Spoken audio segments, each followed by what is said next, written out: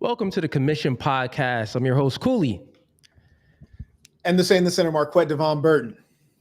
All right, we are here today with another special episode with you guys.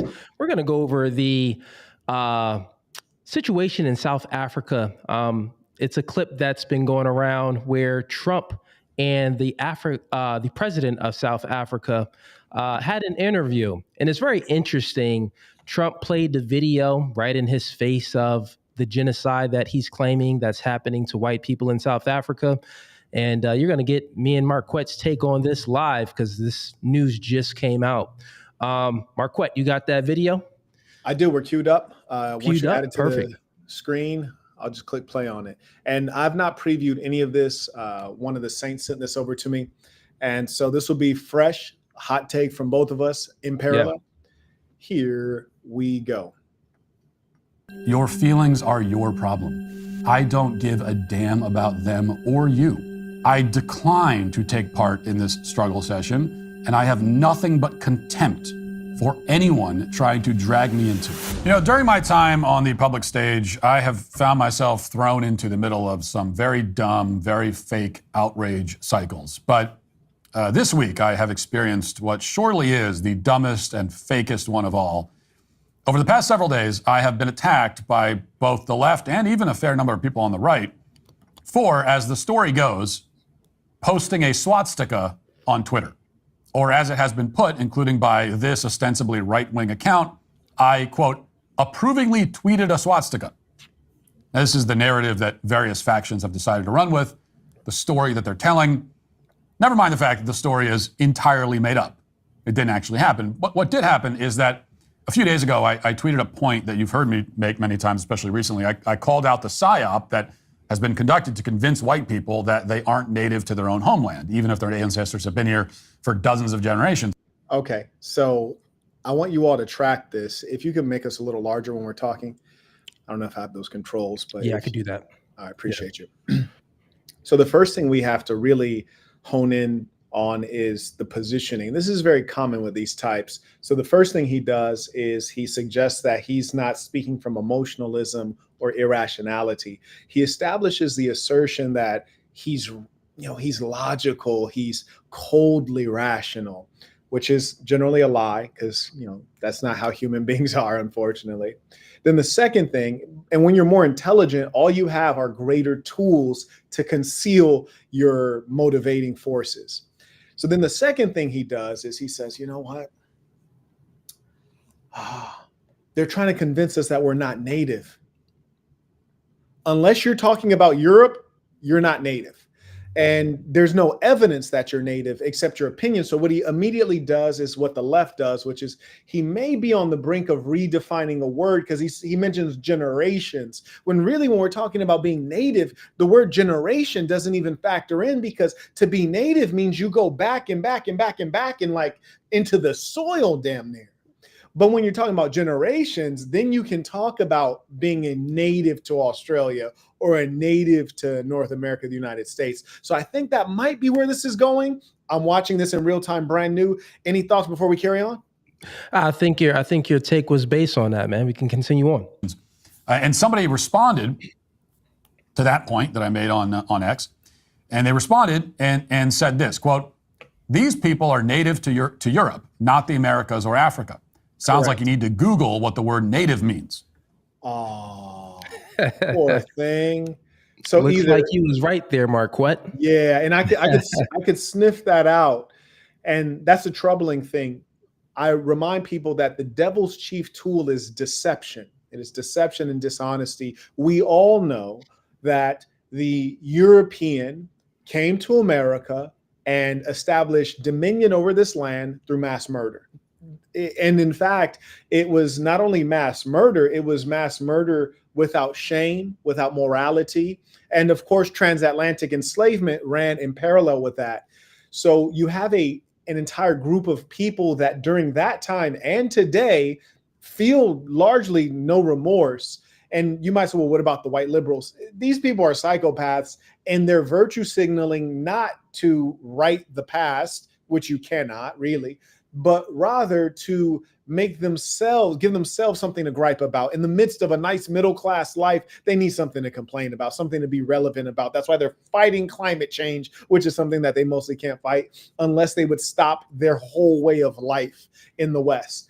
You'd have to stop the military-industrial complex. You'd have to stop much greater forces. But the idea that this boy is about to sit here and claim that whites of any variety are native to the Americas or Australia is an extraordinary deception. Even if he is going to bring up the Merriam-Webster definition, go to definition 1, 2, 3, or 80 to try to justify it. We know what the term is supposed to mean. There are words like literally, for example, and being that you had a lot of dimwits abusing the definition of the word, the dictionary actually updated it and changed it. Just like words like flammable and inflammable. People misuse the word so many times that the dictionary actually adjusts to our invalid thinking. So, for example, he's about to make an attempt to claim that they're native to a land that they murdered to become a part of. Extraordinary.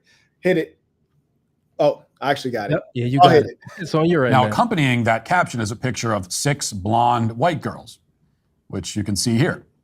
And I responded to that, disagreeing with it, and I said this: people who look like that have been living in Americas for 5 centuries. If 5 centuries is not long enough to qualify as native, then how long do you need? If the answer is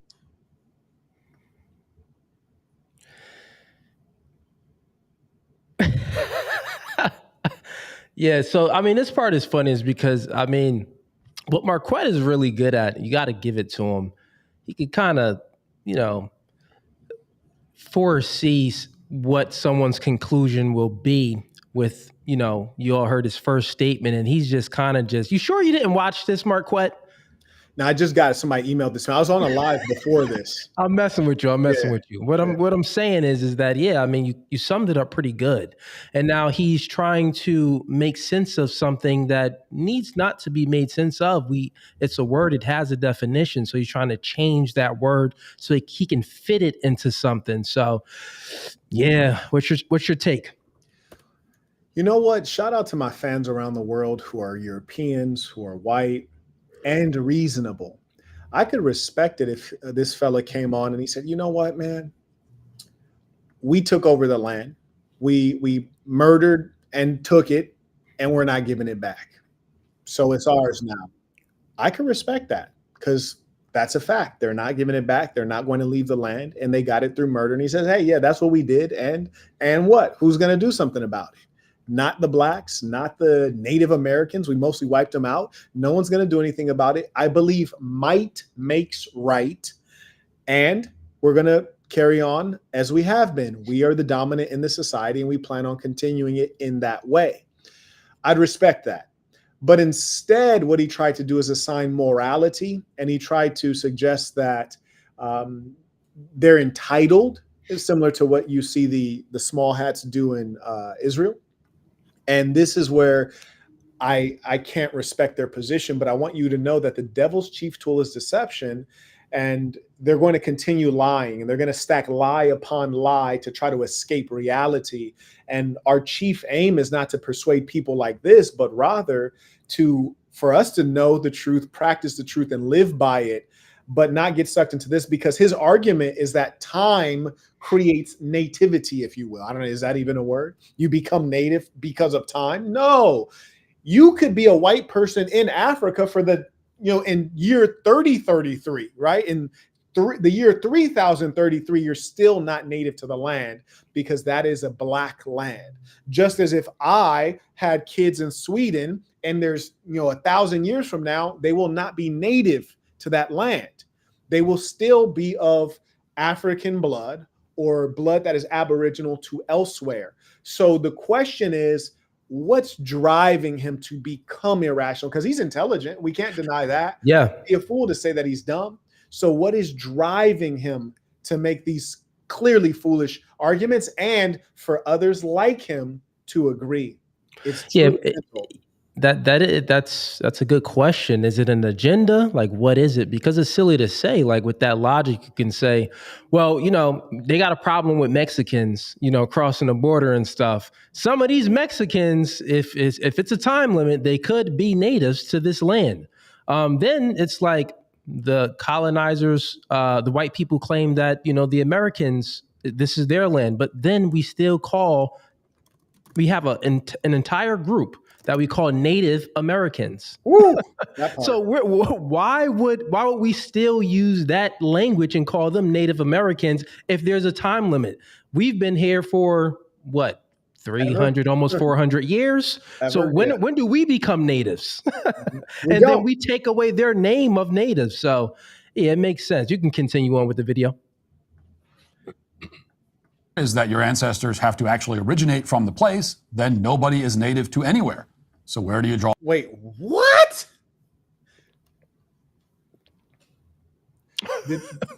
Did he just say nobody's native to anywhere? Homie wildin'. He is wildin'. This is your king? This is your king? Wow. All the line. So that's what happened. That's it, what you just saw. Bro said nobody is native to anywhere. Just imagine me going to Northern Europe. You look some of these blonde, blue-eyed characters in their face and like, you're not really from here. Your ancestors aren't really from here. You know that, right? Like, it's ludicrous. And he's saying it with a straight face. And that's precisely why when I listen to people talk about racism or white supremacy or anti-black racism, whatever you want to call it, I know that the party arguing vehemently against the nerd Fuentes, which, in the bootleg neo-Nazis and all these characters, when they're arguing against them, I'm thinking in my mind, like, you're never going to stop them from being racist. You're never going to be able to reason with them because they're not starting from a rational base. They're starting from an emotional base. They're starting from a very like self-focused base. There's something wrong. There's something wrong in them. They're not happy. That's why the hatred is coming out. They have to find an explanation of why the world is the way it is and it's not good, not because of me, but because of those people. Like wealthy white people don't even live around black people, right? So if you're wealthy and white, why even be concerned with blacks? They're 13% of the population. You don't live anywhere near them. Your experience is very remote. So what's the psychological thing that drives you to constantly have them on your mind? You say they commit crimes. Well, you're wealthy, they're poor. They're not in your neighborhood. They're no threat at all. They're 13%. They're not the majority. They don't decide anything in politics. They're financially ineffective. They don't decide anything in commerce. So what's the big issue? It's something else. And then you have the other side of it. So you got the ones who are like the black folks and the white liberals who are verbalizing their issues with the white supremacy position. Then you got the white supremacy position. And they're not even focused on actual white supremacy. It's really focused on hatred. That's actually a misnomer. They're not trying to make white supreme or to really even separate. Their thing is really about hatred, because when you go back to where whites are native, the question is, well, why didn't you stay there? If you want to be among all whites, stay in Sweden, stay in Denmark, stay in Norway, stay in France. The only reason you have colored peoples in your nations is because you went out and you colonized or you started all these wars. And the people, like, for example, you look at Libya, the Western powers went and destroyed that country. Those people, now they need schools, hospitals, and the rest of it. And they're coming to your nations where there are proper schools and hospitals that have yet to be destroyed.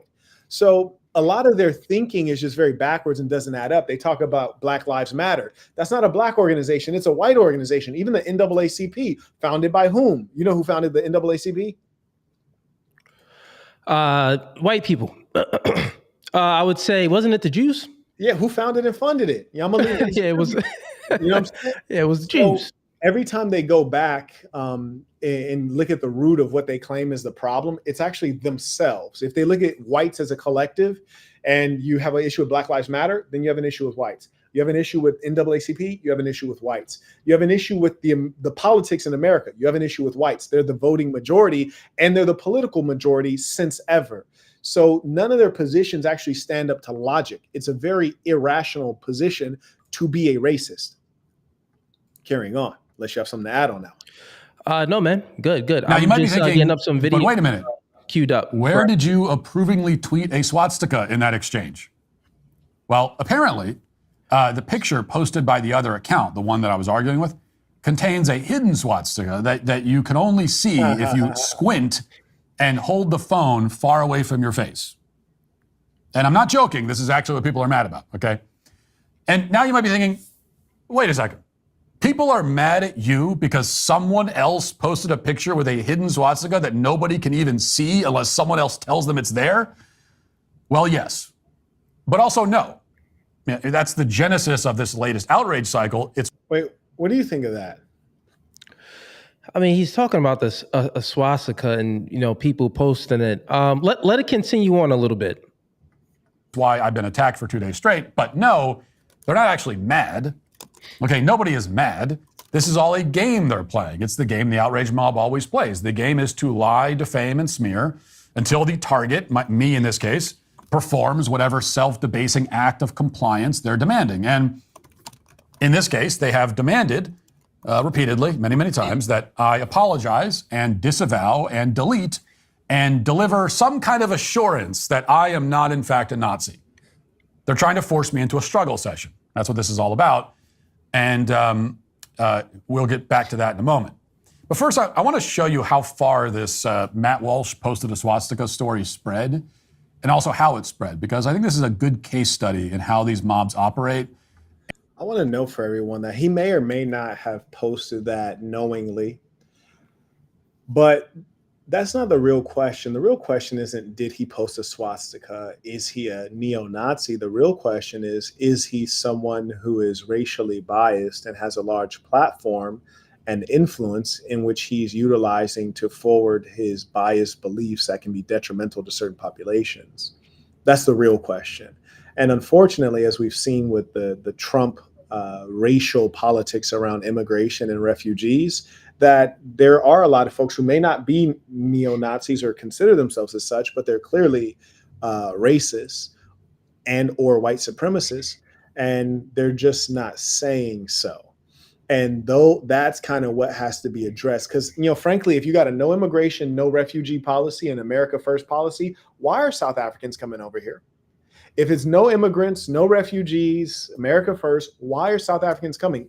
I don't care if they're black, white, blue, colored, mixed or anything, but why are any of them coming? But being that they're white and you stop refugees coming from places that are war torn, then I get suspicious because there is no genocide in South Africa. I say it as one of the persons who's been to South Africa many times to various major hubs in South Africa, whether we're talking about Joburg or Cape Town or Durban. Yeah, recently shopping for real estate, hanging out in Cape Town, which is basically San Diego because it's all white people and it's beachfront property.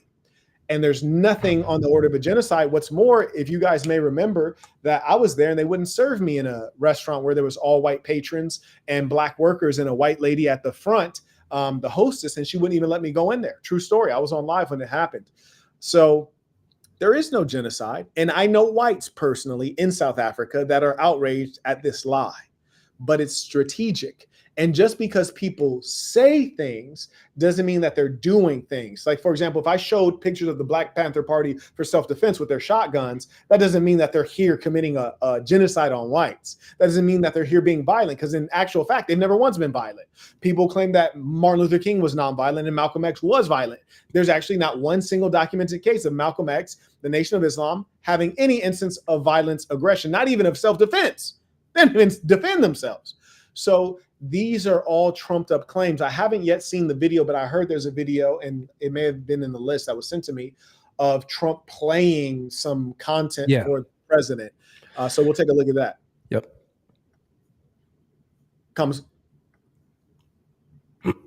And how they corner people into engaging in the struggle session. So it begins with tweets like this one from an account called Dreamleaf. She posted a screenshot of the hidden swastika picture along with a side-by-side of the same picture with the swastika drawn in red for reference. And the caption says, "I like how he pretended not to notice." Because it's so noticeable that she had to color it in red so people would notice it. And that tweet, by the way, has 10 Now, is he going to show us the tweets? I feel like he should show 10 million views and 25,000 likes. Lots of other accounts piled on. Most of them were leftist accounts, but also some on the right as well. Many people all claiming that I was sending out a Nazi dog whistle. They expressed concern. They were troubled. They needed me to explain myself. And pretty soon the narrative shifted. So they all agreed that, you know, after several hours of this and all the tweets and everything, pretty soon everyone seemed to agree that, well, even if I didn't see the swastika at first, I must see it now. And in order to prove that I'm not a Nazi, I have to delete it. But I didn't delete it, which was even more evidence against me. Large accounts like this one with over 100,000 followers. I find it very strange that he's speaking of something, but he's not showing it. So he's claiming. Yeah, he didn't show anything. Yeah, that's kind of weird. It kind of makes it seem like it's true, and he doesn't want you to be able to judge for yourself. That's because if it wasn't true, you could show it and it would be apparent visually, right? Yeah, you could probably pull it up. Let me see if I can find it. Continue to play it. Followers declared that my refusal to delete is self-incriminating. So this guy wrote cryptically, Matt Walsh's swastika post is still up. He knows. Soon other conspiracy theories started flying around, like this one. How can people not see a Nazi logo on a picture? You really have to be blind. And the thing about Matt is that I think this was already planned in advance. He wanted to get people talking about him. You know what they say, talk bad, talk nice about me, but just talk. Yeah, maybe that's it. Maybe this was all planned. Maybe I'm in cahoots with the other account. Maybe the other account is actually me. Who knows? Possible. Now, the only way to absolve myself of the charge is to come out and explicitly say that I'm not a Nazi and I'm sorry about the swastika and delete it. And if I don't do that, then anything is possible. These people have issue and post. All of the comments agree that this was a Nazi dog, that I knowingly retweeted a swastika. Oh, okay. I can see it right there. Can you see it? No, where is it? You can't see it. It's a big Nazi swastika right in the middle. It's the white. It's tracing the white of their dresses. Let me enlarge it on my end real quick. Okay. Yeah. Okay. Yeah, I can see it now. All right. Yeah, I mean. All of the comments agree that this was a knowingly retweeted. One popular Reddit post with 4,000 upvotes sarcastically implies that I knowingly retweeted a swastika. All of the comments agree that this. Well, you know what I think we've proven is that if you didn't see it straight away, maybe he didn't. Yeah, I didn't see it straight away at all. Yeah. I saw it straight away, but you know, so I think that's a reasonable. You know, I think that's a reasonable. But and he did show this picture, like in this clip. This picture was showed twice, and I don't think either of us caught it the two times he's shown it. Maybe we wasn't looking for it. That could be the thing, though, too. But it was zoomed in, though. Before you're talking about? Yeah, it was zoomed in. So now that it's pulled out, you can kind of get the Well, it's very clear it's pulled out. Yeah. Was a Nazi dog whistle on my part. The top comment with over 1,000 upvotes says this. You know, this popped up on his feed because it literally feeds him Nazi propaganda based on his interests, and he chows down. Right. The fact that a response to one of my tweets showed up in my feed is evidence that I have Nazi interests. That's the claim. And thousands of people agreed with it. Yeah, so over on Facebook, a leftist account declared, Matt, talk to me. Yeah, some of the claims that he's making, I see the point where he's coming from of defending himself as far as, you know, defending himself against, we can say, propaganda of people wanting to just try to bring you down and make up stories that maybe the story isn't there from it. You know what I mean? So he's defending that. He's defending like the cancel mob, right? So I get that part of what he's speaking about. The beginning part where he's trying to say like, well, what is native? That part was dumb. Like you didn't even have to go there. That was crazy. But like the fact that he's defending himself from the cancel mob, nothing is wrong with that. You get what I'm saying? Nothing is wrong with that, especially if your intentions was pure and you weren't trying to post this, which, I mean, I don't really know this guy. I don't watch this guy at all. Do you watch him? I've watched 2 of his episodes, one because he had responded to or reacted to a video of mine. But I've seen clips. I've not really watched. He's a pretty intelligent, well-spoken guy. That's why the comment about being native, given his level of insight and his ability to articulate and speak coherent, linear arguments, given that, I know that what we're dealing with this argument for being native, we're dealing with something that is deeply irrational, emotional, and concerning. And frankly, it is the kind of irrational thinking that made it possible for people to enslave blacks by the million and whip their flesh until it was dripping in blood, and then go to sleep with your wife and your kids in that house, knowing that you've destroyed human beings at such a level that they wouldn't even stand up for themselves. And then maybe one of them tried to run away because that one realized that you were a devil that had personally created hell for them. And in them running away, you recaptured them, and then you had a picnic wherein you castrated the male, you hung them, and their dead body dangled from a tree as strange fruit, while you and your family dined below, thinking nothing of it because you're so inhumane due to the subconscious driving forces in your psyche. I can see that within him because on this topic, he's become completely irrational. Yeah, I would say that just the fact that he wanted to, change the definition of native, it actually negated some of his stances now. Like it took away the validity of what his stance is, like the truth of, well, I didn't know that it was a swastika. It kind of takes that truth away. He could have just did a response like, listen, man, I didn't know what this was. I seen a picture, posted it, da-da-da. He didn't have to mention any native or, trying to pose a theory like, well, what is native? Is anyone really native? Like, well, then what is this? Did you really know that this was a swastika? Right. Did you not really know? It's like, come on, man. You could have just made a response video and left that part out. I think that's the challenge that a lot of the colored peoples of the earth, if you will, have had with these types, these kind of devils, is that these folks are very clever. Many of them are intelligent, but they're very clever. But people often use the word diabolical and sinister nowadays, but they don't use it appropriately. They use it colloquially. And this guy and his type are diabolical. They are sinister. So they're really playing in your face and they're lying to you, trying to convince you of their lies. So they use doubt and try to expand doubt and maintain their veneer of morality. So he's basically saying, well, I could have not saw it, so I didn't. It's possible for me to have not seen it, so I didn't. Wherein, in actual fact, there are a lot of dog whistles. Like, for example, the idea that we don't accept refugees unless they're white. That's a dog whistle to give a kind of an elbow to let people know, like, hey, like, we do believe that whites must be the majority in America. And to ensure that, we're going to import them. We're going to import whites. And this is not a new thing. This happened in Latin America as well. Places like Argentina. Where'd you get all those Europeans? Fresh from Germany, fresh from Europe. And it was an intentional policy, even in the DR. It was an intentional policy to establish a certain complexion of the country. And they blocked immigration from certain colored places, and they increased it from Europe, even to marginalize the natives, the Maya, the Aztecas, the Tainos, to reduce them in numerical meaning. So this is not a new thing. Carry on. Yep, carry on. Walsh is retweeting swastikas. Hundreds of comments, again, agree that I must be a Nazi. There's no other explanation, especially because I haven't deleted it and I haven't apologized.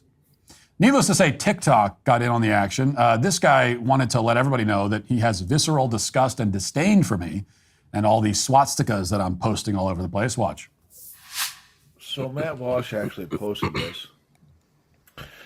You might not see it, but look at the girls. You got going down this way, going up that way, going up. Now, here's the thing. If you don't agree with that, meaning you now can see the swastika, maybe you didn't see it when you posted it, but you see it now and it's been brought to your attention, why not just delete it? It's a tweet after all. It's not a monument. It's not made of stone and steel. It's a tweet. Why not just delete it? Now, where did this picture even come from? That's the question. Like, where did the picture come from? Why is the girls posing this way? Like, we could kind of get into the background of, like, manipulation happens when you focus on the effects instead of getting to the root. If those chicks didn't intend to actually pose like that, and it just so happened to be that that was their posture in that picture, then it's like all of this just goes out the window. Well, let me Because ask you this. then it's just the human's mind of what we perceive to be a swastika or not a swastika. Well, I'll challenge you on that one. And Sure. this is quintessentially colored people thinking. It's the thinking of things being harmless when things are quite the opposite of harmless. Things are innocuous when really they're insidious. So blacks, colored people, people of color, whatever they want to call themselves, they often think this way. And I want to remove Asians from that group. We're talking about Latinos and blacks in particular. They think this way a lot, which is, oh, maybe it was nothing. Oh, it's okay, mijo. No, mijo, is not okay. Actually, you should be very concerned about this, mijo. Like, this is why if you want to see a Native American, you got to go to a reservation. This is why. When they showed up, you were thinking like, oh, new friends. Yeah, like give them food, give them blankets. Whereas if you look at the diary of Christopher Columbus, he notes that these people were very egalitarian. They're extremely friendly, and they treat you as though they've known you forever. They hold all property in common, and they will never leave you without. These are a kind people. And then he says, they will be easy to conquer. So you cannot compete with the devil when you are projecting your nature onto him. And these people are devils. This guy's a devil. What is the likelihood that this is a photograph that was not edited or altered? Number one, I believe it's AI. That too. Yeah. It's AI Like, generated. yeah, my question that I'm posing is, let's get to the source of it. Like, what's the cause of this? Is just this by mistake, or was it edited AI? Was these women actually posing this way? Because if it was edited by AI, then that's an agenda behind it. Then it is a swastika. It was intended. The intent is important. It was intended for it to be a swastika, which then gives it meaning. If the intent isn't there and it's not intended for a swastika, then, well, we are creating our own meaning, right? Well, I'm asking, what do you think? Do you think it was intended, or do you think it just happens to be in the perfect shape of a large swastika? That's a good question. I would have to say, yeah, we just reacting to it. I would say, I don't know. Man. Ladies and gentlemen, this brother Cooley, and that's the thing. That's why the colored peoples, or let me just say the blacks and Latinos. The blacks. No, and the Latinos. I mean, Latinos too, yeah. Yeah, that's why they got wiped out at that level. They got wiped out at it. Is the naivete, is the kindness, is the sweetness, is the goodness, it's that lightheartedness, it's the dancing spirit, it's the lack of snow, the lack of ice age in your region.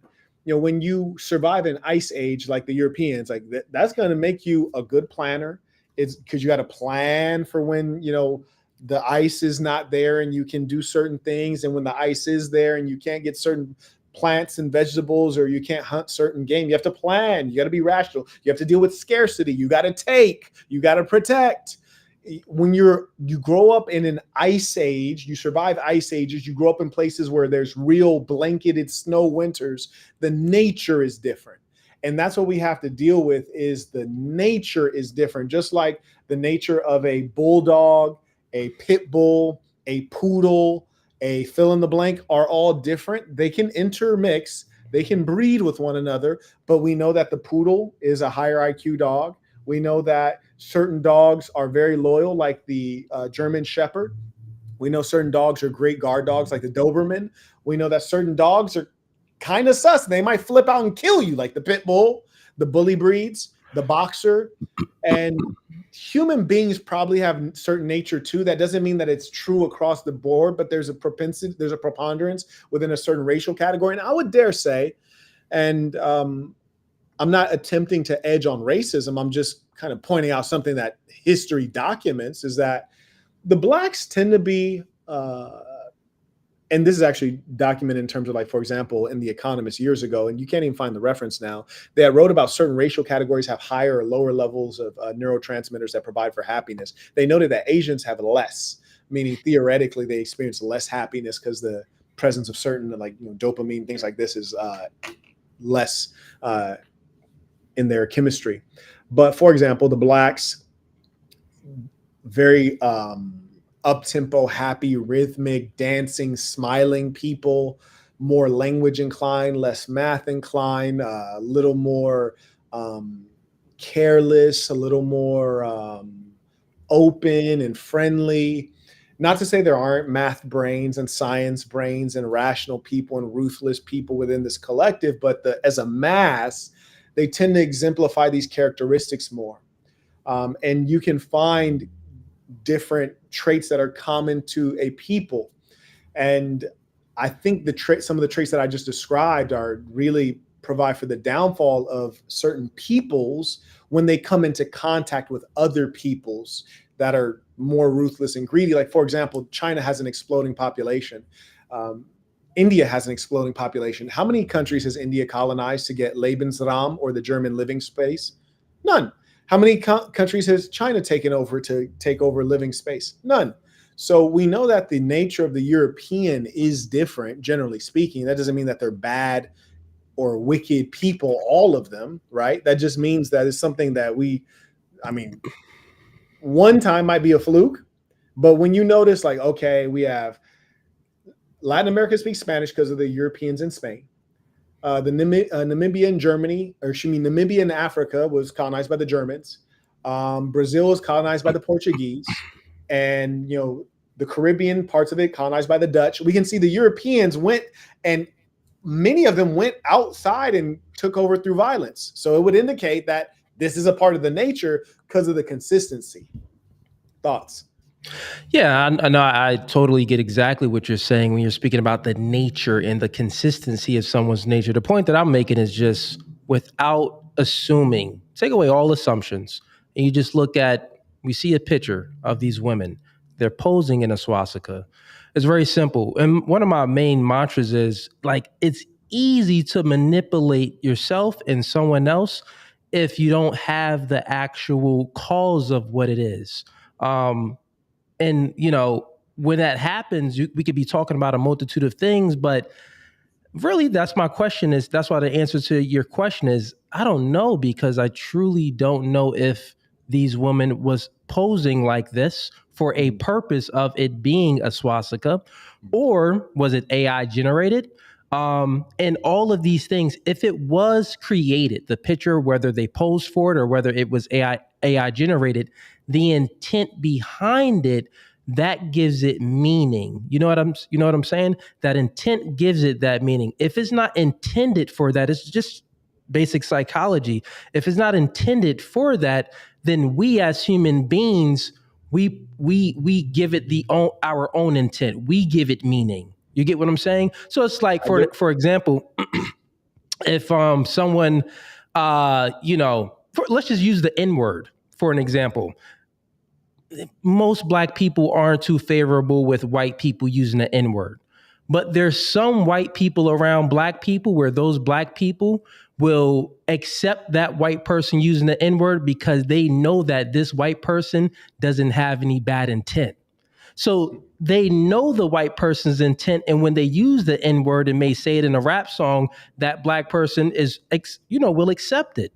But then there's another black person where if the white person said that N-word around, that black person doesn't know your intent, know your intentions of using that word, so I'm gonna knock you out. You disrespecting me. So that's all I'm saying. But I definitely get what you're saying when you're speaking about the nature. Totally agree. You broke that down perfectly. But yeah, man, let's continue to play the clip. I did find, because I don't know the one clip that you have in regards to the Trump and the South African thing.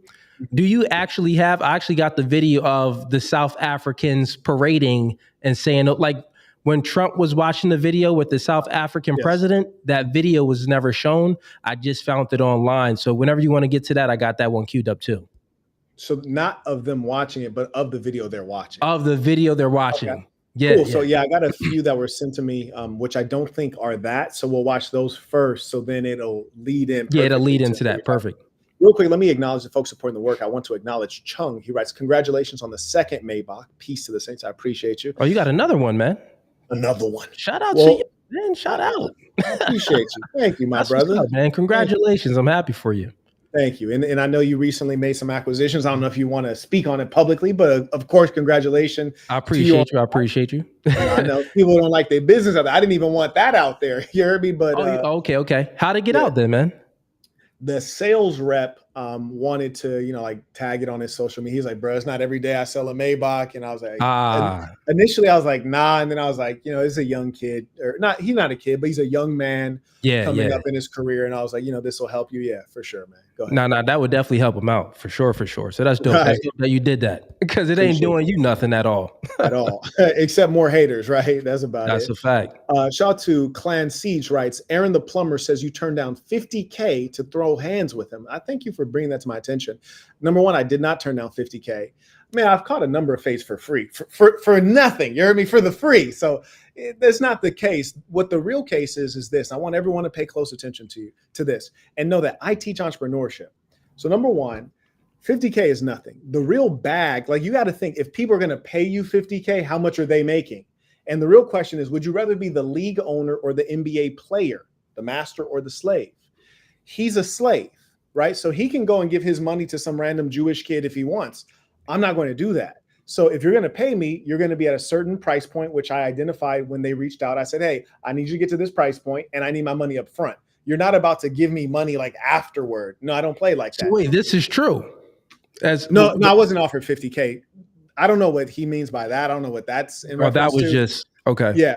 So long story short, Aiden Ross's team reached out and said, hey, we'll give you 10K. Right? 10K. How much are they making? I don't care. Like 10K is ridiculous. Yeah, that's nothing. Like, bruh, I'll put 70K on a craps table and then go walk off while it's in play. You know what I'm saying? It's like 10K is like a slap in the face. But the thing is, when they offered that, Aaron the plumber accepted it straight away because he's broke. Then that limits my ability to negotiate because you've already accepted a figure that's too low.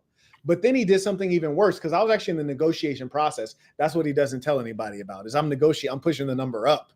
If it was no, it's just no. When they reach out, I would have said no. It doesn't matter what the figure is. Just say no. Yeah. I was negotiating the number up. And then what this dummy does is he goes and tells everyone publicly. So if I'm trying to negotiate the number up to a certain amount and you tell everyone publicly, then Aiden Ross can't even give me that number because he already did the boxing stuff with so many other people who are probably more famous than I am, but they don't have any business skills because they're just YouTubers. Yeah. And he already paid them 10K or 20K. So how's he going to turn around and give me the number I'm asking for? You see what I'm saying? Yeah, man. And listen, man, I know Marquett to a degree. He ain't turning down no fade for anything. He'll do it for free. But as far as it's funny because they actually reached out to you, Aiden Ross, and it was in a process, but Lil Turtle Face went ahead and messed up the bag. Okay, fair enough. Yeah, you messed up the bag. And I'll make this offer because I just got 62 acres, got an estate. And I am going to build a boxing ring. I would love to build one. So why can't we just use this to finance it? Which is to say, you don't have to bring in any of your Jewish friends. You don't have to bring in any of the white men to take your money. You can do it as a black businessman, which is what I teach. I teach all men of all races to be businessmen. But understand this: they're going to make money on the live stream. They're going to make money on the live attendees there, and they're going to have this content for all time. And they're going to make money on the replays. On the back end, yeah. Right. So why are you accepting a check with no points, no percentages, no nothing? You're dumb.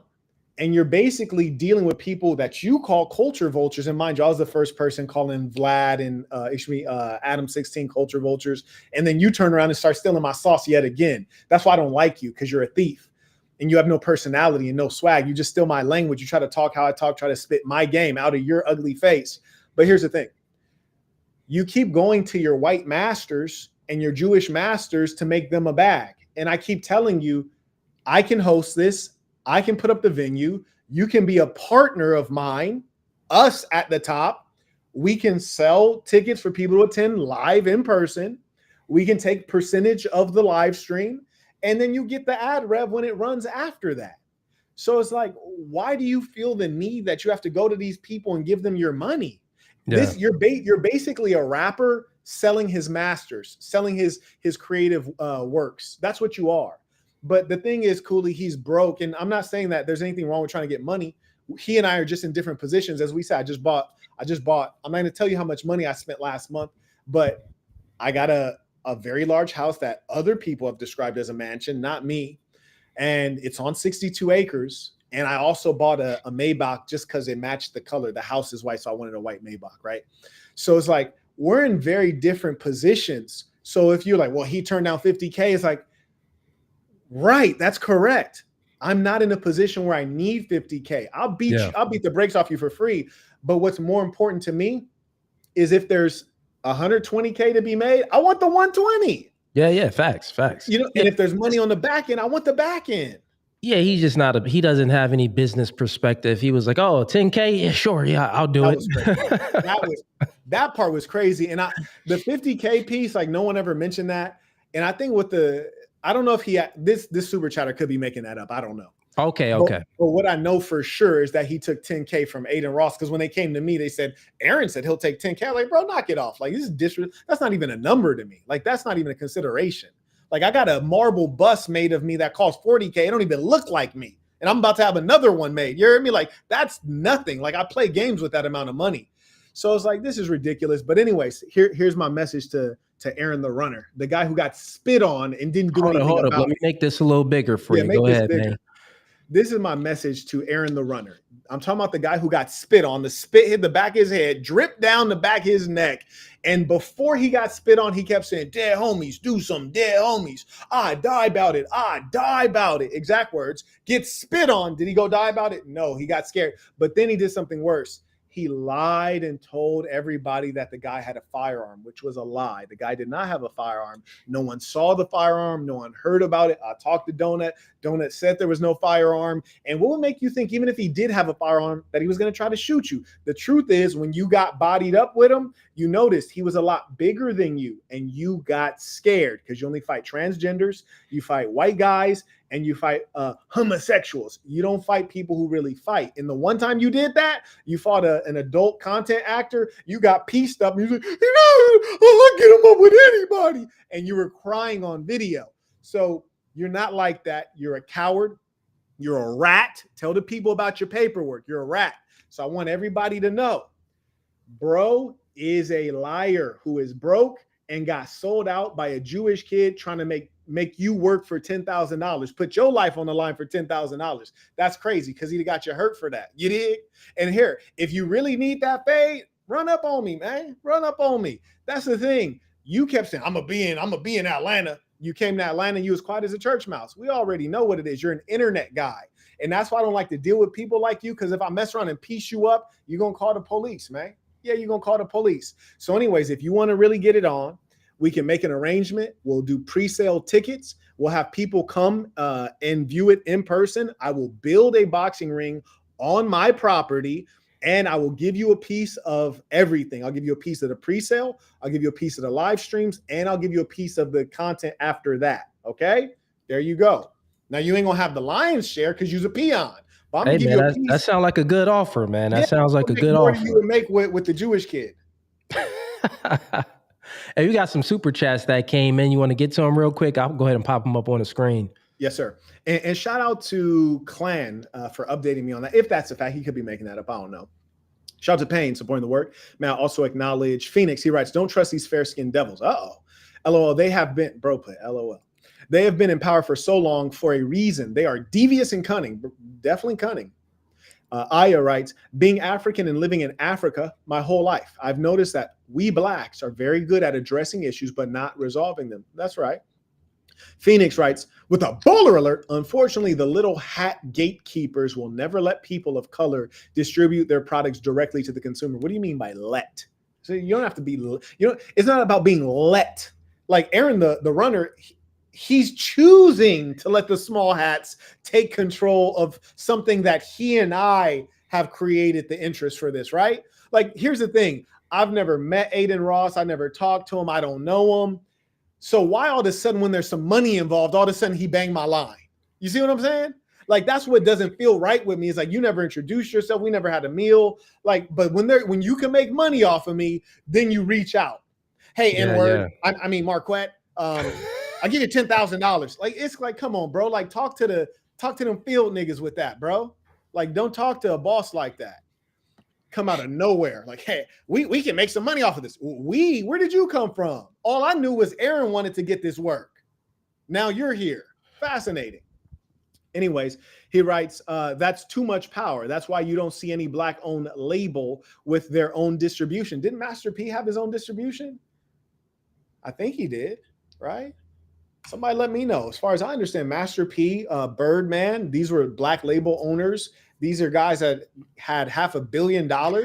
I think starting off, they did have their own distribution, but then they collaborated with Universal. I think all of them got with Universal or something like that. But in the beginning, they were distributing their own, because back then it was different. It was hard copies. You could distribute it a little bit differently. Well, Birdman made one of the most epic deals in the history of that business. So Birdman is a legend. And, you always are going to have partners in business. That's what people are not acknowledging, partners. But the thing is, there's a difference between being a partner of someone's and being their employee or being their independent contractor or being hired help. And my thing is, like, I'm not going to be your hired help. A partner has an equity stake. They get a percentage, which is to say, if I piece up Aaron and I knock them out cold, and then it does 80 million views, right?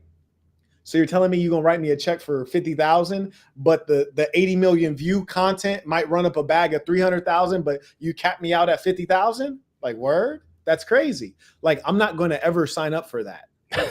You know what I'm saying? Like, I'm always gonna sign up for like, I need a percentage of what I earned, and that's the difference that people don't understand. And more importantly, I want all the people who are currently broke in the live stream, I want you to understand this. This is a good game.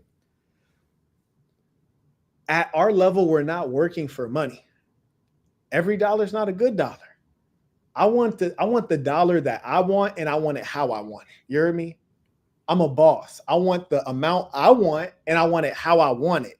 And I let you guys know this. Sometimes hunger makes the appetite grow. You hear me? Like, the more I lengthen it out, the bag probably just gonna go up now, isn't it? The more you want it, the bag just might go up. Yeah, and also if he responds to your video that you just that we just did, if someone chopped this up, put it up, he make a response, the bag definitely goes up from there. So that's just marketing 101. The more you guys go back and forth at one another, even if he get washed in this fight that he about to have, because I think he is going to have a fight with someone. Even if he's about to fight somebody?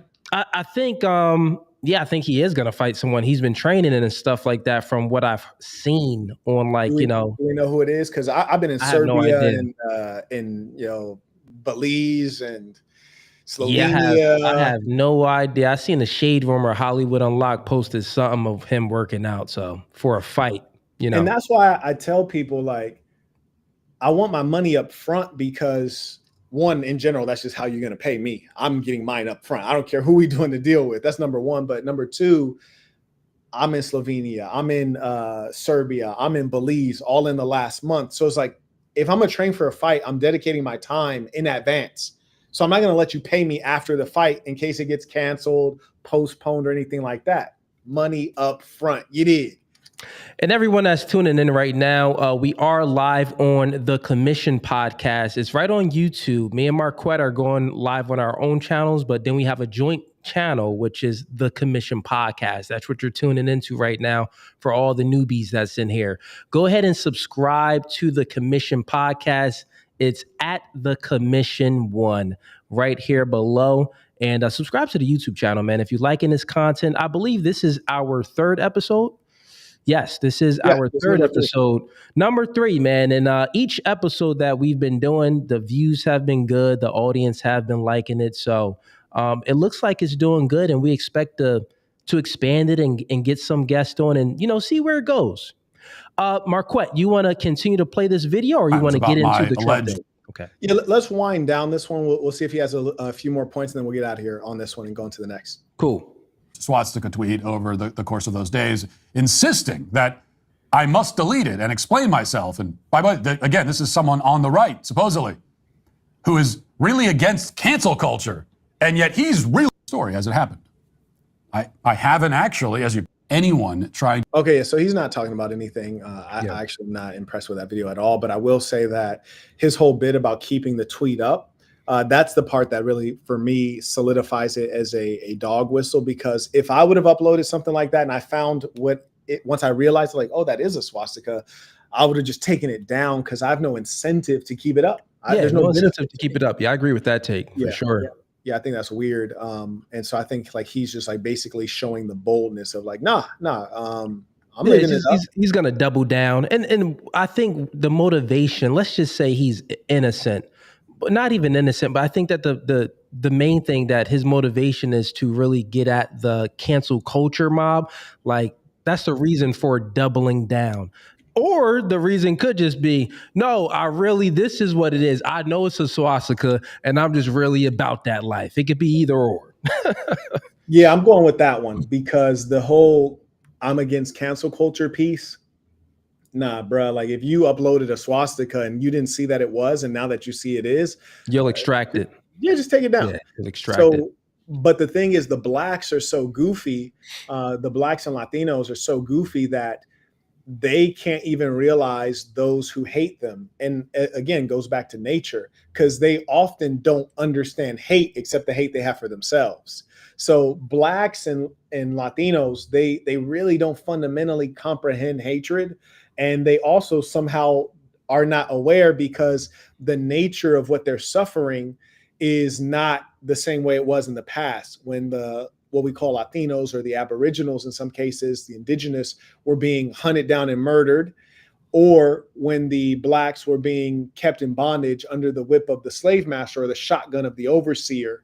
So the new nature of things become very hard for the dim-witted colored masses to perceive what's actually going on. And so they think all is well when all is not well. This is why South Africans can be happy being in a country of their ancestors, where 80% of the economy is controlled by the colonials, the whites. That's how they can be happy, because they've learned to accept it. And generally, I find that the colored peoples around the world have low standards for language, and also for expectations, quality of living. And so for that reason, it's easy to keep them in their place. Look at this chat. No, not that one. Hey, man, I'm drinking a smoothie, man. I just came from the gym. That's what I'm drinking. They're like, what is this big old jug he's holding? It's a smoothie, man. All right. Hey, Marquett, let's pull up that next clip. It's up. I'm going to go ahead and, you know what? Let me go ahead and move this around so we can get the full picture of it. Yeah, we have to, and these were, I haven't previewed these. These were selected and sent over to me. This one looks like, it says link to South African President Trump with Elon and Trump's cabinet. So we'll get a little sneak. Can you make it bigger by expanding it? Yeah. I'd be really curious to see the full thing, low key. But I think Elon really relishes a situation like this, because he is a anti-black racist and a white supremacist. And most of the white South Africans are. And I get it. I understand. But for him to come from a country like that, where they actually dominated, but also to have the kind of hatred that was like taught generationally to white South Africans, and then come here and have the leader of that country, the black leader, and you're not even anybody. Like Elon Musk doesn't even have an office, and you're standing while he's sitting and virtually looking down on him in a literal sense, while he's basically coming to lick the boots of Donald Trump and ask for handouts. That has to be a great feeling. Let's go ahead and kick this off right here. Thanks about Africa, about other countries too, from people. They say there's a lot of bad things going on in Africa, and that's what we're going to be discussing today. That's wild, bro. It's talking about Africa while talking to a specific head of state. That's like talking to the German chancellor, and you keep saying there are bad things going on in Europe. It's like, well, who cares? I'm the German chancellor. Yeah. When you say we don't take others, all you have to do is take a look at the southern border. We let 21 million people come through our border, totally unchecked, totally unvetted. They came from all over the world. In many cases, they're criminals. They come from prisons. They come from mental institutions. They come from street gangs. Tremendous complaints about Africa, about other countries too, from people. They say there's a lot of bad things going on in Africa, and that's what we're going to be discussing today. When you say we don't take others, all you have to do is take a look at the southern border. We let 21 million people come through our border, totally unchecked, totally unvetted. They came from all over the world. In many cases, they're criminals. They come from prisons. They come from mental institutions. Okay, so he's saying his old his old 1-2, right? Yeah, he's giving this little 1-2 about, you know, the immigrants and stuff coming into America. They come from prisons and stuff like that. You got another clip? Yeah, I can see that one. Yeah. Okay, all right. Yeah, this seems like this is going to be a good one. Turn the lights down and just put this on. It's right behind you. Johan. There's nothing this parliament can do. With or without you, people are going to occupy land. Now he's acting like a goddamn slave bootlicker. It's like, what are you licking back and forth for, right? And this is when I speak about effeminate nature, it's like, if you're a man, confront the situation. So clearly, it seems like he was set up and caught off guard by this. But if I were him, I'd say, wait, turn off the video. I'm not here to watch videos. I'm the head of state of South Africa. Tell me what your concern is. We can address it right now. We don't need a video. I don't know what that video is. Let's talk right here. So this is clearly a setup, but you're dealing with a weak leader. And so he's basically falling into the script that was written for him. We require no permission from you, from the president, from no one. We don't care. We can do whatever you want to do. Who are you to tell us whether we can... Hey, Marquett, pause it real quick.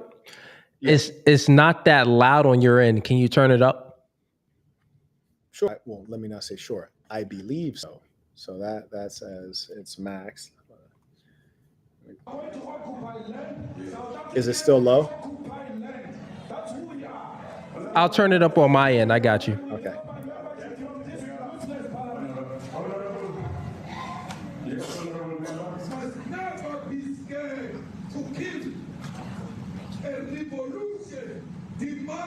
At some point, there must be killing. The mayor of DJ. Do you know anything about this guy? I don't even know who that is. I'm sure you do because you travel in those regions, right? Yeah, this is Julius Malema. I remember my first trip to South Africa to Josie many years ago, and he was having this party and their color is red, and the EFF has some bootleg website and Facebook page that is, not even really well managed. And he's supposedly a revolutionary, yet he's also a part of the government. So he's a formal person in South African government, but also a revolutionary, which lets you know he's not a revolutionary. He's also a closeted homosexual who was against the anti-LGBTQ bills in other African nation states, bills the likes of which you would see in Uganda. And so he is someone who pretends and has the rhetoric of revolution, but has not the deeds of revolution. And so my point is that he's a harmless guy with a big mouth because he's a part of the government. So he's not murdering anyone. He's not advising anyone to actually do it. He's not organizing it, and it's not happening. And if that was the case, we'd not see South Africa as one of the places that has a significant number of dollar millionaires. They're all located together. They live in Sandton. They live in certain areas of Cape Town and Camps Bay. And, there's a lot of places that can be named. They all live together. They're clearly white. It's easy to spot them out. They're not undercover. So they're there because they're allowed to be there. There's not an issue. This is an exaggeration, but they picked this guy and they're using clips from that are not necessarily recent. And they've put together all these things to suggest that this is going on. It would be akin to us taking video of Antifa or any fringe group saying wild things and supposing that this is mainstream thought. This is not mainstream thought among South Africans. I wish they had the kind of guts that were needed to put some of this into action, not on a racial basis, not based on race, but based on the fact that every people are entitled to their homeland. Germany for the Germans, France for the French, and South Africa for the South Africans, which would be Zulus, Xhosa, and others. So what we're seeing here is some BS, but let's see how the South African president reacts to this. And he already just has that real slave bootlicker kind of like And body. now that's torture. a good breakdown too, because people in America. I mean, I've never been to South Africa, but you've been there many times. So you making the correlation that this is just another guy that's similar to like Antifa, which is not really a big threat. It's more No, like he's not similar to Antifa. I said the coverage of him is similar to suggesting that Antifa or Black Lives Matter represents Okay. mainstream thought and action. But in Antifa reality, it's he not. doesn't even take action. Okay, let's continue on. You see what I'm saying? Yeah. All right. White man. So these people, when you want to hit. Hey, real quick, pause it real quick. Hey, for everyone that's tuning in right now, put a 1 in a chat if you can hear it good. Put a 2 in a chat if you can't. So 1 in a chat if you can hear the video that we're playing, if you can hear that good. Give me 1s. If you cannot hear it good, give me 2s. I don't know what's going to happen in the future. I'm saying to you, what's not called for the killing of white people, at least for now. I can't ever see the future. You understand? I want you to notice the nature of his appearance in the different video clips.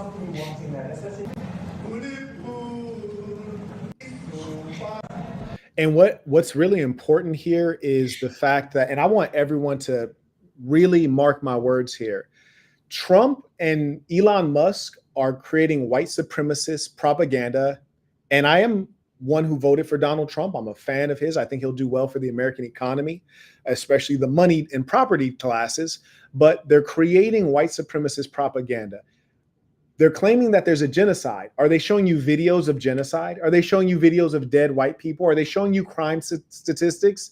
No, there's no evidence. They're showing you someone speaking against whites. And that's the big difference. There's clearly no evidence because the whole White House couldn't find any. So instead, they're showing videos of Julius Malema, who really is a liberal white woman. He's an LGBTQ supporter. These are not African values.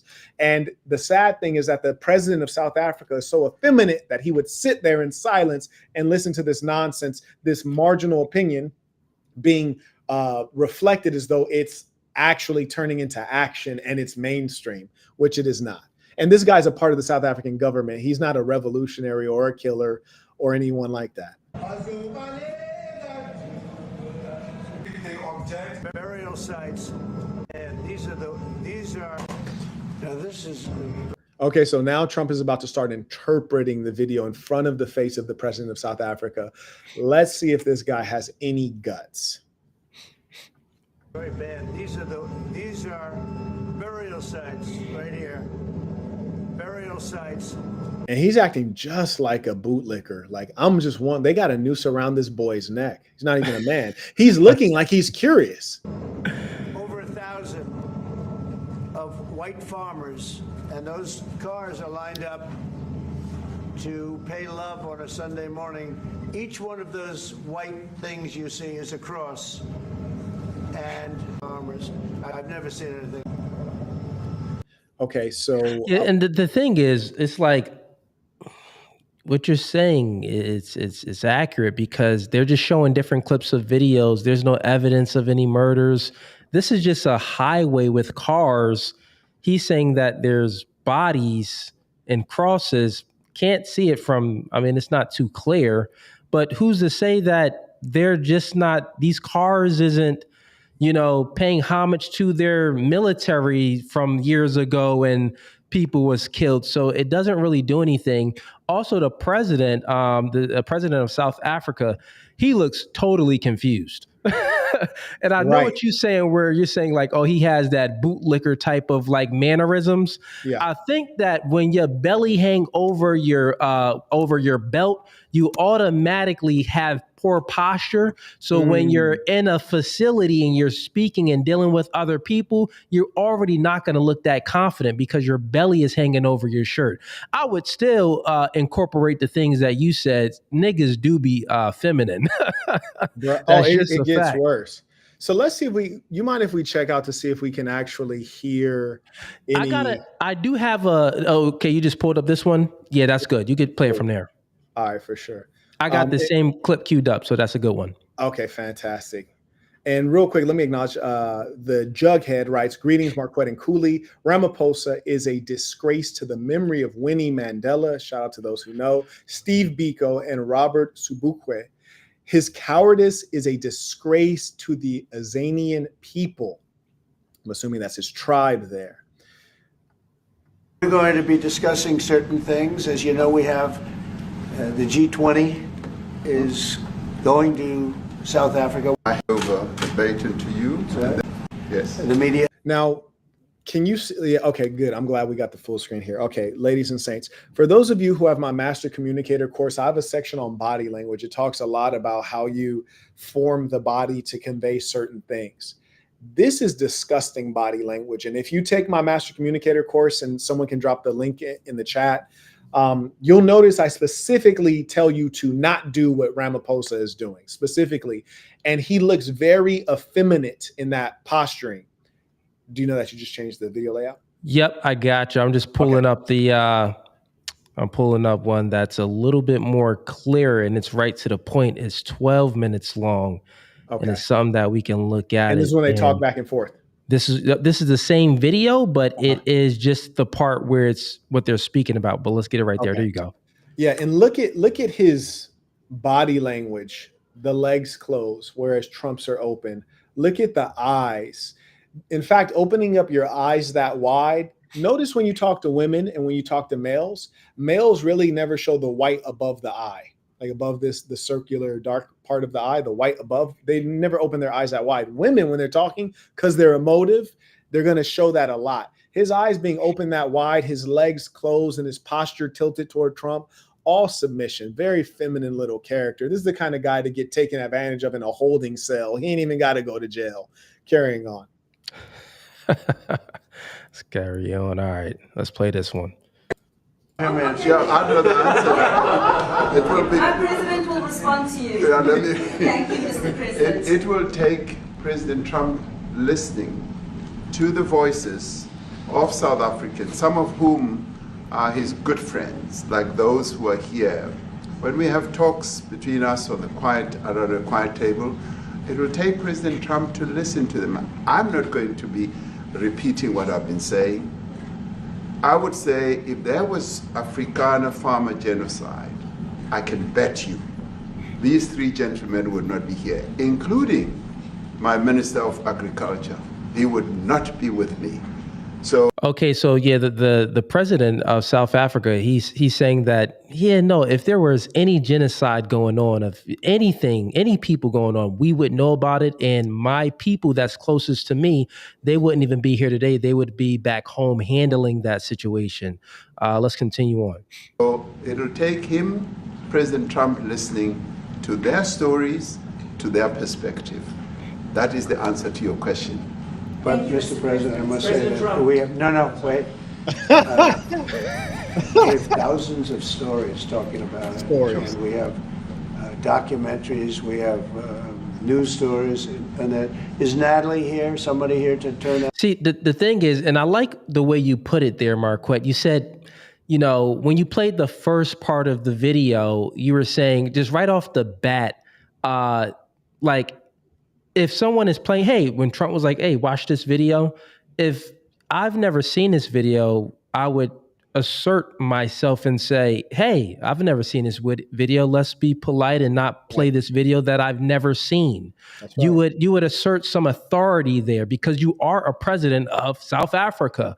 And in this situation, you've seen how Trump did exactly what you were saying that the South African president should have did. Yeah. Trump is like, wait there.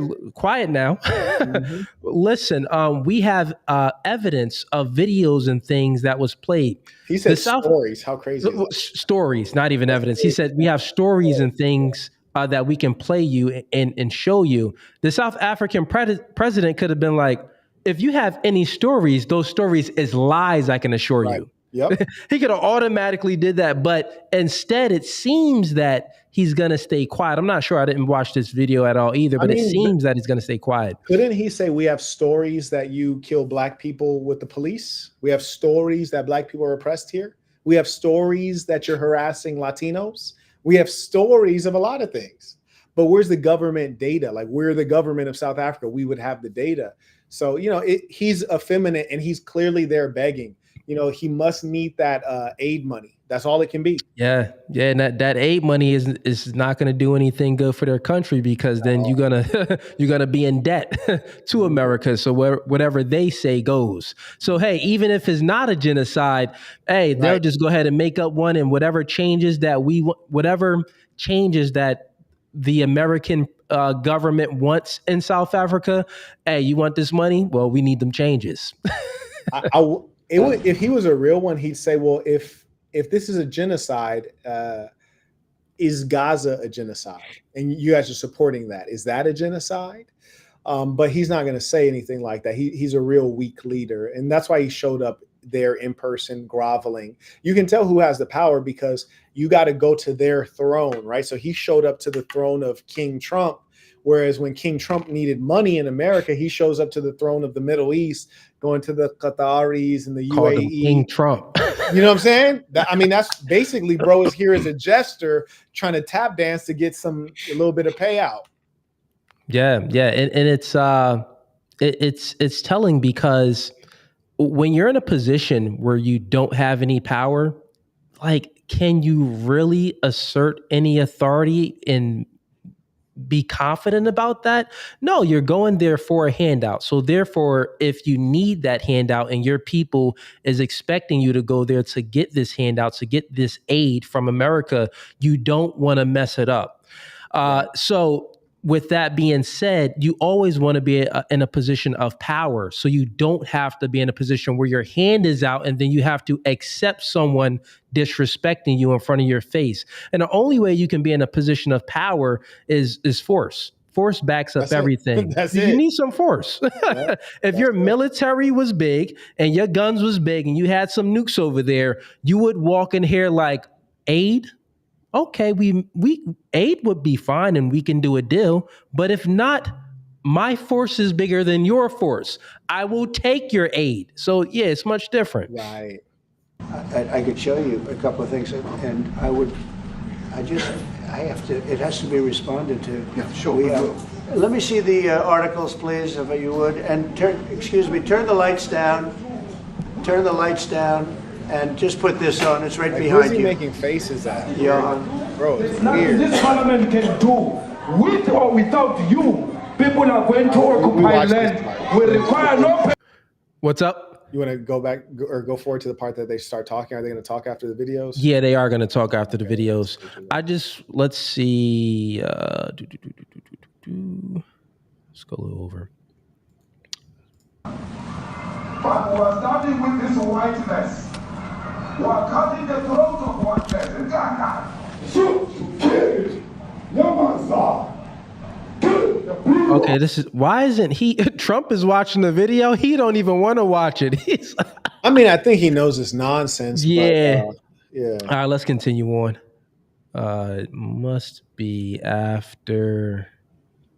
Okay. Right here. You to get at Back it up a little bit. Okay. Mr. President, the Pentagon announced that it would be accepting a Qatari jet to be used as Air Force One. What are you talking about? What are you talking about? You to get out of here. What is this? You hear how soft-spoken he is? Did you hear that? Did you hear him soft-spokenly say, "I want to respond to it. I want to respond to it." Like, bro, yeah, he was super. Bitch. He was super soft spoken, but it's funny how one of the reporters there, probably from some news source like CNN, said, "Hey, the Qatari jet that you just accepted it. What about that?" They're trying to throw that in there, throw some shade on Trump. But yeah, he definitely got that military jet. You heard about that from Qatar? You said military. I thought it was like an Air Force One type of jet for presidential transport. I think it is, but when he explains about it, I watched a little bit of, I seen a clip of him speaking about what the jet is for. He said something like military, but let's continue on. They're giving the United States Air Force a jet, okay? And it's a great thing. We're talking about a lot of other things. It's NBC trying to get off the subject of what you just saw. You are a real, you're a terrible reporter.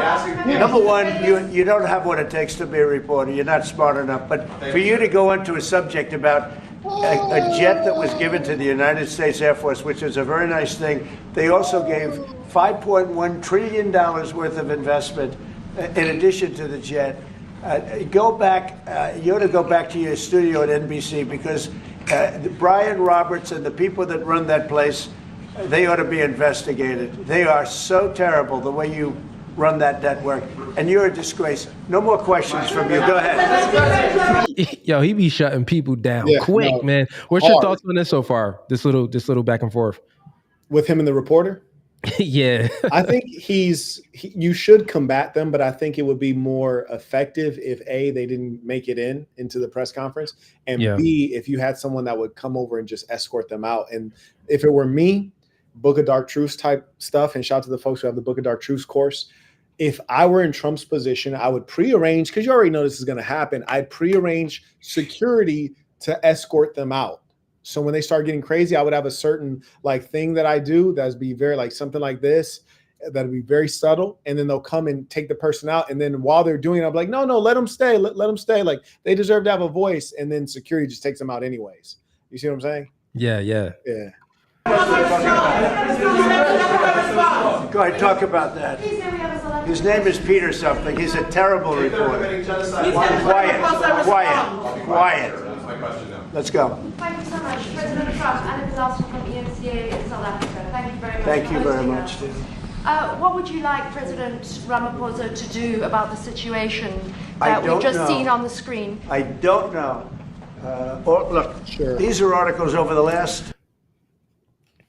Yeah, so there you have a reporter saying, what would you like, the president of South Africa to do about what we just seen on the screen? We didn't even hear his take. He said that he wanted, and the crazy thing is, all of them are gathering around really for him, because he's there, he's the guest, but, he could have definitely spoke up a little bit more and said, well, hey, I could go ahead and let you know exactly right now what I would do. He could have answered the reporter's question by saying, maybe I don't know what this is, or if he does know what it is, just, answering it and being very direct. Few days. Death of people. Death. Horrible death. Death. I don't know. To pick anyone, white South Africans are fleeing. Now, we're going to talk about it, but this is a tremendous, look, this is a story recent. These are all people that recently got killed. Yeah. And I don't know how it can get any worse. These are, and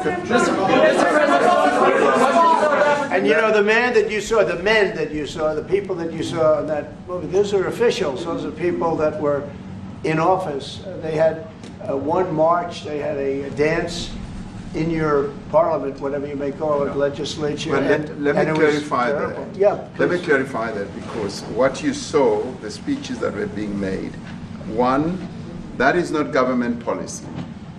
We have a multi-party democracy in South Africa that allows people to express themselves, political parties to adhere to various policies, and in many cases, or in some cases, those policies do not go along with government policy.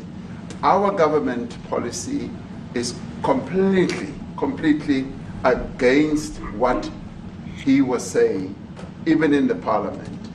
And they're a small minority party, which is allowed to exist. Yeah, so Marquett, your take was right on that, meaning that when you spoke about the Antifa part, Antifa, they were,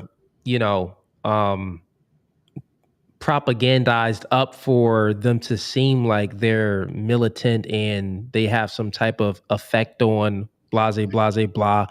And that's exactly what he's saying. He's like, no, I mean, it's South Africa. It's our country. These people, they could do whatever they want. They have the freedom to say these things, to have marches, to have an opinion on X, Y, Z, but this does not reflect our policy and our government. Where's your take so far on what he said? Well, not only is he weak in communicating this, but you could tell that he's very groveling toward Trump as a beggar in his communications. And Trump wouldn't even acknowledge him with eye contact. So that level of disrespect, man to man, leader to leader, was an obvious indication that Trump is actually not there to hear from him, but rather to embarrass him in the public arena. And when reporters say, hey, Donald Trump, what do you think he should do? This is what the colonial characters use, the idea that the white man in America should decide what a black man in Africa is doing in his country is extraordinary. And it's so disrespectful. Now, here's a contrast. When they asked something disrespectful like that, and the Canadian premier was there, the Canadian says, well, Canada is not for sale. Canada is a sovereign country, and that's not a conversation. He was very like letting them know, like, hey, we stand our ground. And Canada is right there. If anybody should be taking over, it should be Canada. But he had a level of dignity, and he expressed the sovereignty of his country, whereas Ramaphosa should have objected to that question because the basis of the question is ludicrous. How should the head of state of a foreign nation dictate affairs domestically in South Africa? Exactly. It's just really weak. That's why I think that he should have just said, hey, that's a question for me, not for him. He's not the president of my country. So, yeah, it was just silly.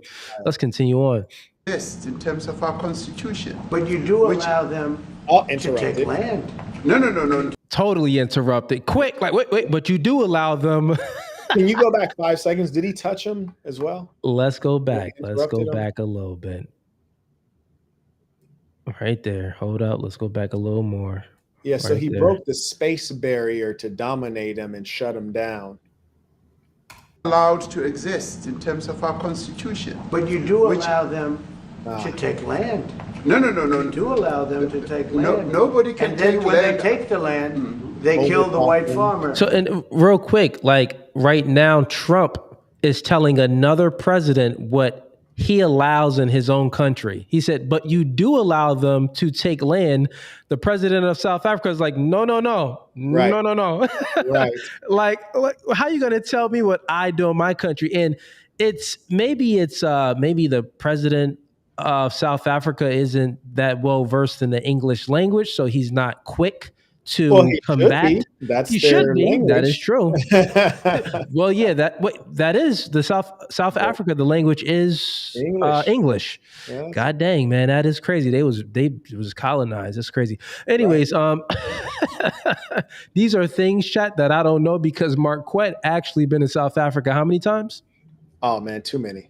Too many times. Homie basically got a condo out there and some living space and some land. Who knows? He probably knocked up a chick and got her pregnant out there too. I'm joking, Marquette. That's my guy. AIDS rate is too high. Really, out there for real? Yeah, and it's like 1 in 5 among the Black South Africans. Wow. But nobody wants to talk about that genocide, huh? Yeah, that is crazy. That probably has something to do with Bill Gates. You know, there's even documentaries where you have whites who are formerly a part of the apartheid government. It's all whites in the building, or in the room, excuse me. And they're discussing how HIV/AIDS spread so vigorously in this particular country, which has a high income in the context of Africa, which means it should not have such high levels of AIDS. And they talk about how the South African government, the apartheid government, did this on purpose. These are whites saying this. Yeah. Let's continue on. And when they kill the white farmer, nothing happens to them. No, there is nothing happens to them. There is criminality in our country.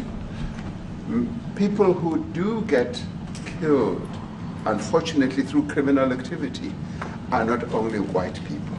Majority of them are black people.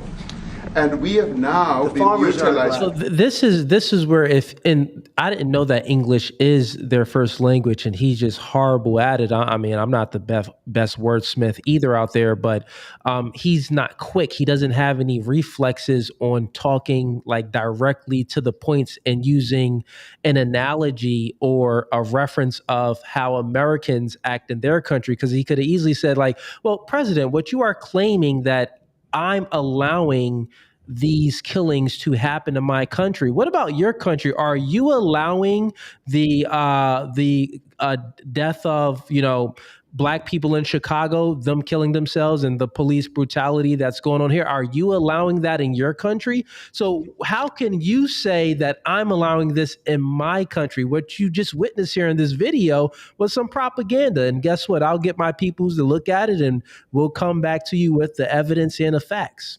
But he didn't say any of that at all. None of it. The farmers are not black. I don't say that's good or bad, but the farmers are not black. And the people that are being killed in large numbers, and you saw all those grave sites, and those are people that loved ones going, I guess on a Sunday morning, they told me, to pay respect to their loved ones that were killed. The other thing is this, though. It's like they're creating this this race barrier up where it's like black against white. Let's just take black and white away. Would Trump say this if it was Chinese versus India? Let's just hypothetically say that the Chinese people were in India and Indian people there's been some, propaganda out where Indians was having a genocide doing a genocide against the Chinese people. Would he speak like this? I don't think he would speak like that. Listen, this reveals to me, as one who has always said, nah, Trump's not racist. And when I said that, what I meant is he's no more racist than any other white man of his age and demographic. But it turns out that he is. I think this is revealing that he is. I know it's because it's our first time watching this, and it's like, why are you painting this black and white divide where it's these people, these farmers in this country, they're immigrants, actually. If anything, you should be against immigrants like you are against immigrants here. It's like, well, think about it. Let's just reverse it real quick. In America, there's immigrants that's farming and doing things. And then a couple of these immigrants die. President Trump not going to say nothing. He going to be like, well, was they supposed to be in the country? Like, what would be his take on that? It's kind of weird. In the chat, does that mean that we're losing audio? Say that again. The chat, the live chat, has some twos in it and some ones. We may have an audio issue.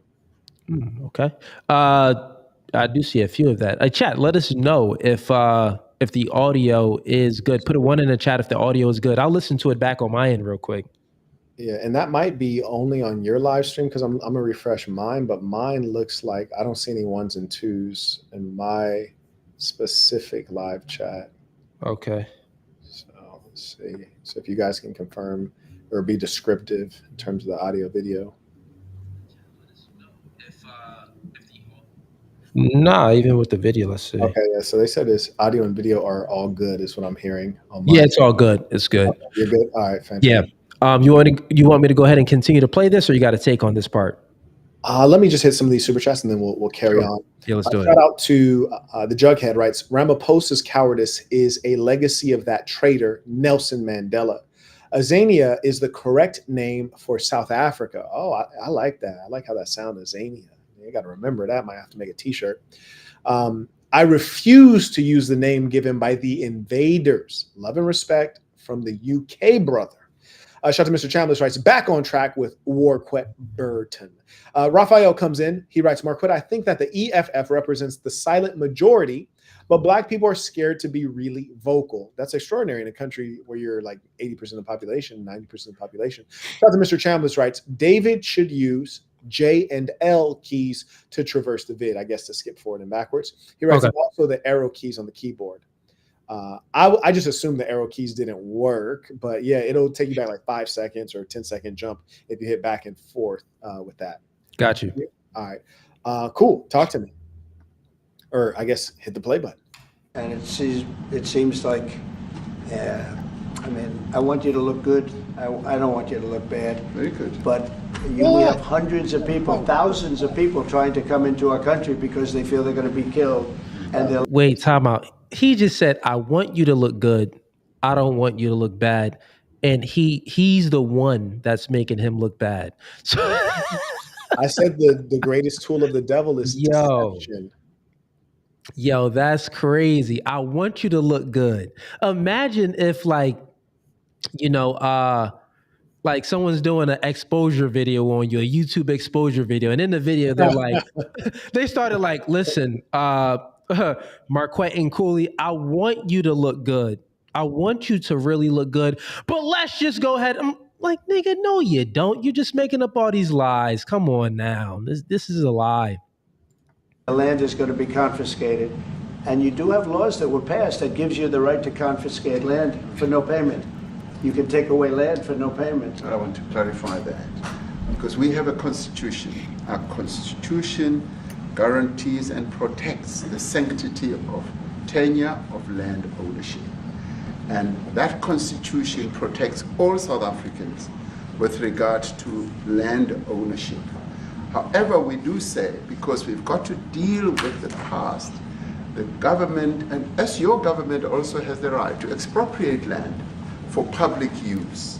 And you're doing that. And we've never really gotten underway with that. And we are going to be doing so. You're taking people's land away we have not. From them. And those people in many cases are being executed. Bro is literally lying in front of his face.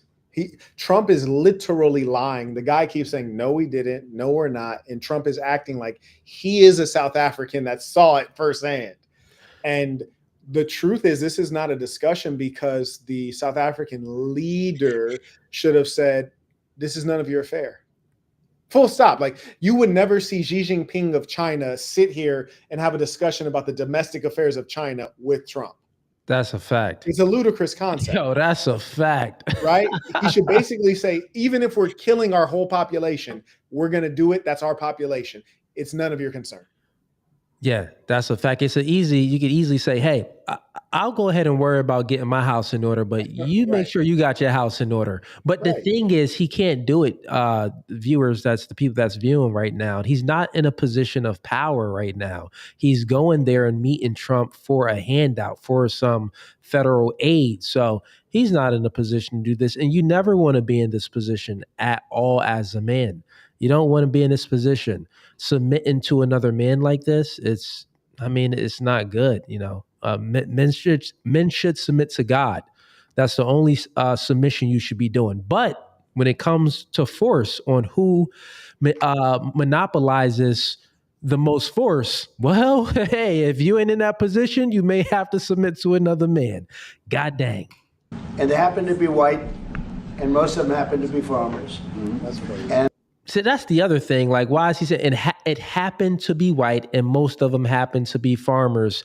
Okay, so what if this was happening and it was just other blacks in South Africa? Or not even that. What if it was people from Kenya that was in South Africa and they established some homeland there, and meaning that they're native to Kenya, but they established some homeland there in South Africa.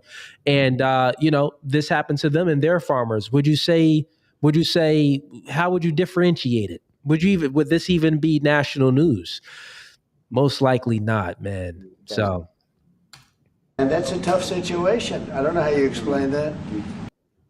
Okay, that's that clip there. Hey, I got this other clip that I wanted to bring up too, but you got any takes before we get to this other one or no? I want to say for all of the colored peoples watching that the correct language is that it's not that you can't do this or that. It's not that you can't own your business. You can't own your record label. You can't run your country. It's that some men or males don't. They don't have the testosterone, the manliness, the ideas to do it. But no black, no white, no Jew, no one can stop you from doing what you're determined to do. Now, in some cases, you may be killed for doing it, but do people not go and die in wars that they don't benefit from at all? Did we not have Americans dying in Vietnam? For what explainable reason? So to fight for your own sovereignty is certainly a fight worth having. So it's not that he can't. No, he can. And I think that he should. But the people of South Africa, their leader is a reflection of them, which is an effeminate mass. He's clearly a very effeminate fellow. This is what they were playing on the screen. I've seen this many times. This is not new. This is old?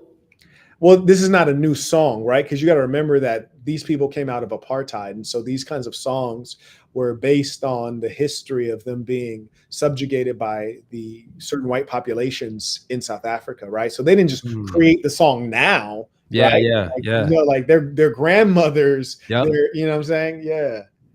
Yeah, and this is the thing. Most people wouldn't know that information. So they'll think of like, wow, these are some black, evil, racist people. But let's play this a little bit for the chat so to just get some understanding of, why Trump is saying the things that he's saying. Trump is creating this. This is not why he's saying, this is how he's trying to justify How it. he's trying Why to he's saying justify it. Yeah. is because Elon Musk is a racist white South African who has undue influence in the White House. That's why.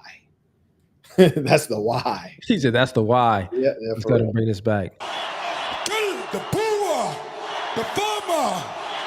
Kill the poor, the farmer. Brrr.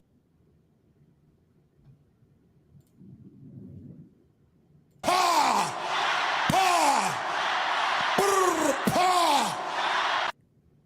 Okay. All right. So that's the end of that clip. They're saying kill the, is it poor? Boar. Kill the boar. Kill the farmer. Okay. You go ahead and stop sharing this. And that was that other clip that Trump was playing on the screen. So we just made it a little bigger for you guys. Okay. So, I mean, that's the end of that, those videos as far as what's going down in South Africa with Trump. You guys, you can go ahead and, paint your own conclusion from this. But what we are witnessing here is the South African president is a weak individual. What some notes you can take from this is that you don't want to be in a position of having your hand out and needing something from another man, because that isn't a masculine position. That's a position where you got to bend over backwards sometimes, like that president from South Africa is doing. And like Marquett said, he doesn't actually have to. He's choosing to, which is much different. He's choosing to be in the position where he's, bending over backwards, and this other man has pretty much full authority over him in this situation because he needs a handout. But he's choosing this, and it could be many reasons why he's choosing this. But I would say the one thing is void of masculinity. No man is going to choose this position, man. I'll die before I choose this position. What about you, Marquette? Yeah. And the truth is that in my book, The Black Box, you guys can get it on Amazon, I explain that you think you can run from a fight, but that's actually an illusion. When you run from a fight, you're actually running directly into another fight that'll be a greater and more challenging fight. So, for example, he goes to America, gets embarrassed in front of the world, then goes back to South Africa. He's going to have a challenge getting reelected because the population was like, kind of like, hold on, bro, that was a bad look. So he's now going to have to fight for maintaining office and power in South Africa. So he's basically gone, because he's failed with South Africa. He failed on the international stage. You can't win. If you would have showed some guts, I'd respect it. Now, here's the irony. You look at the Ukrainian president, who also came to beg, but bro was wild aggressive, and he already got billions. You heard me? He don't even have his own army, and his country's in decay, and he's still, really trying to boss up. Big difference. Yeah, yeah. And that's the thing. It's like,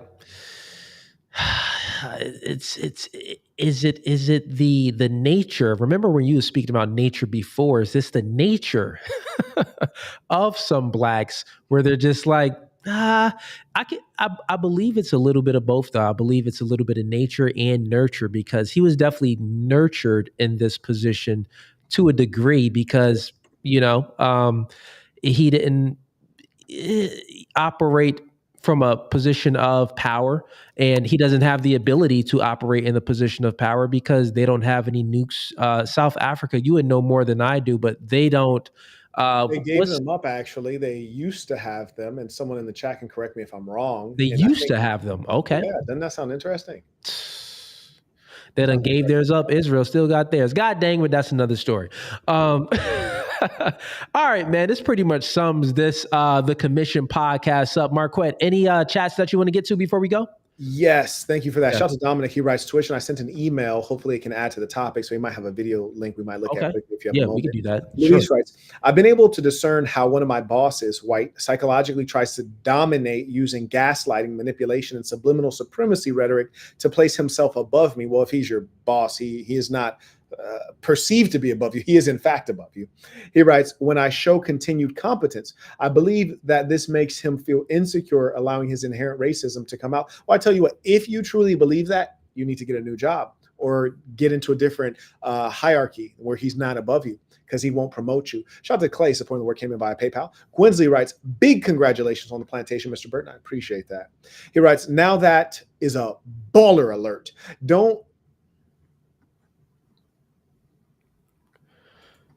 I'm just reading something he asked me not to read. Someone said maybe he low-key gay. Nah, he kind of had some effeminate. A little bit, man. He seems sus to me. A little bit. You got anything you need to read over there while I'm going through this real quick? Did you get to this one? I think this one came on your behalf. Let me see. Us Black South African men are effeminate. Dang. We only know how to strike, sing at rallies, and loot. But when it comes to doing the work, we complain and point fingers and cry victim. That's heavy right there. That's very heavy. Gwinsley, I'll have to get to this one later since you said don't read below. So I'm just going to go ahead and just pull that one off screen so I can address the other ones. Shout out to Mohammed. He writes, peace of things off topic, but have a question about purchasing first home, FHA or conventional loan. Listen, your home is going to be your biggest purchase that you've ever made. So I don't want to shortchange the answer. You want to have like a more serious conversation, maybe if I'm on like a different kind of live stream. He writes, mortgage guy said my credit is too good to go with an FHA. I was told getting FHA loan would be the best to run the house one per year for 4 years. Any guidance is appreciated. 25 years old, 780 credit score. That's an excellent credit score. He writes, so you listen, if you can afford to buy a house, you can afford to buy a consultation. And I think it would be worth doing, frankly, because you want a real answer and you want to talk about your specifics. Would you agree? Yeah, man. Yeah, man. You want to go to go ahead and buy that course, man. If you got the bread, go ahead and buy that course. Or just a conversation, because like you don't want a 4-second answer or even a 4-minute answer. Shout out to Mr. Chambliss. He writes, this happened to African Americans in the 1600s, 1700s, 1800s, and the 1900s, where their land was taken and they were killed. This happened in South Africa before 1994. This happened in Brazil and Haiti. When will Trump visit those people and talk about that? Well, my guess, Mr. Chambliss, is directly in the middle of Neverwary. The Dominic did share what appears to be a video. Let me see if I can pop this on real quick. It says the video is age restricted. That's curious. I guess they don't want the truth out there, perhaps. What platform is it on, you know? It's on YouTube. I'm going to pop it up right now. Okay. I've not previewed this one. It appears to be 24 minutes. I do generally ask you guys to provide timestamps when you send along videos. So let's see real quick. White man, you must die. White man, to talk about might upset some people, fair warning, but there's no way YouTube's going to allow me to monetize this just because of the things I'm going to discuss. So I just wanted to say thank you for Surfshark for sponsoring this video. Hackers like and I being typing from different and was at the I was at the campus and I got a phone. You know what? We're gonna need some timestamps. This is a 24. Yeah. I was gonna say that. Yeah, next time. I appreciate you sending it in, but I've said many times, guys, you got to send the timestamps. But thank you very much. And you got anything else? Let me see here. I think that's about it. Now we got one. I don't know if you got this one. We got it from the Jughead. Says, Cooley, I respect you, bro, but you are incorrect. Ramaphosa does not have to submit. Example, Kim Jong-un is a leader of a poor nation. He would never submit to any Western leader.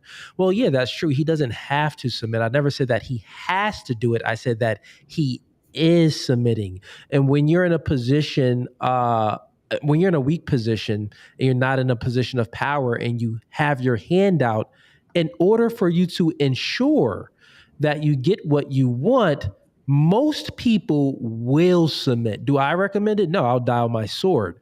But that's just me, though.